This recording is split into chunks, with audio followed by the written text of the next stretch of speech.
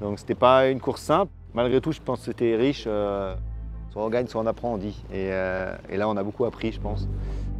Je crois toujours que les choses arrivent jamais par hasard et j'ai l'impression que ça a été une petite piqûre pour me dire, bon, depuis quelques années, tout s'est bien passé, mais attention.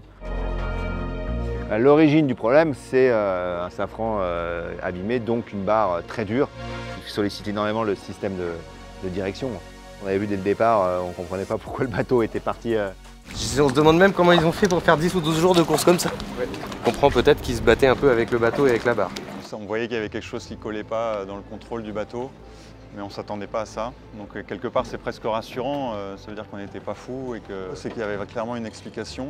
On avait le foil d'un côté, le safran de l'autre, donc finalement on n'était jamais content du bateau, mais il y avait des bonnes raisons. On savait qu'on avait un foil abîmé, mais il est très abîmé, il s'est détérioré. A priori à l'origine ça serait un choc puisqu'on a trouvé un choc sur le bras à peu près au même endroit. Ah bah on a tapé quelque chose, une bouée, c'est un enfoncement du carénage, c'est pas une casse, pile dans l'axe du foil. Ça correspond à peu près à la zone d'impact du foil, donc on imaginerait une perche, quelque chose comme ça. Voilà, donc c'est deux pièces maîtresses évidemment qui participent au vol et quand elles ne fonctionnent pas, on ne peut pas voler. Donc on avait un bateau des deux côtés qui était handicapé.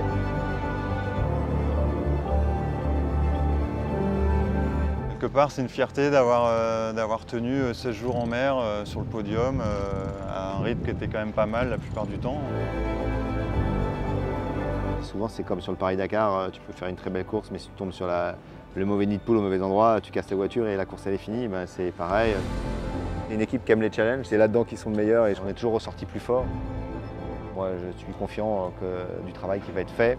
Mais le premier défi, ouais, préparer ce bateau pour partir de la Martinique, même si on y est bien.